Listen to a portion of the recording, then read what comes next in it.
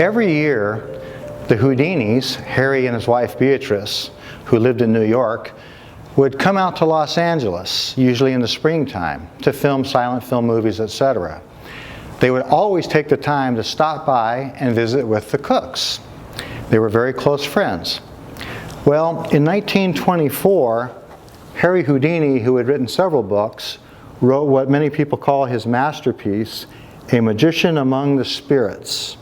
And this was an expose of how the fraudulent mediums pulled off their shenanigans. And because Harry Cooke had taken the time to impart some of his knowledge to Houdini about how he exposed them, Cooke that is, during the Civil War era, Houdini wanted to give this book as a present to Harry Cooke. Now, a couple reasons for that. First of all, just as a thank you, and you'll see in the front where Harry Houdini wrote, "To my friend Harry Cooke, best wishes Houdini," dated May 1st of 1924. And it's not only as a thank you, but also it's because Harry Cooke actually, as I said a moment ago, lent his expertise to Houdini. And twice, in two different places in this book, Harry Cooke was so proud that he dog-eared and marked with pen right where Harry Houdini had taken the time to give Harry Cooke credit for the knowledge he imparted to Houdini. This is one page, and here is another page that's dog-eared and marked, "One of the tests was duplicated by Professor Harry Cooke, a magician," Houdini writes. Well, anyway, this, as you might imagine, was a very proud moment for the elderly 80-year-old Harry Cooke.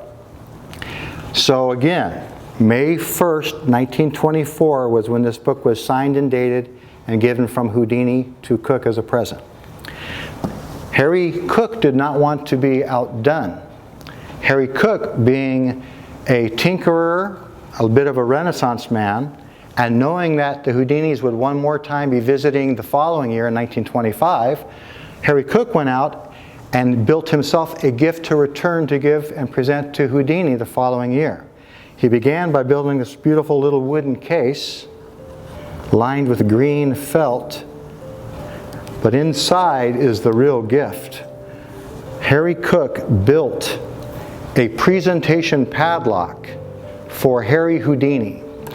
Now, Houdini in his era, the most famous entertainer of his era, had handcuffs and padlocks built and commissioned as a presentation to be given to Houdini, by the Tsar of Russia, by the kings and queens of the European nations, the Kaiser of Germany. And knowing this, Harry Cooke went out to his shop and built this padlock really out of nuts and bolts.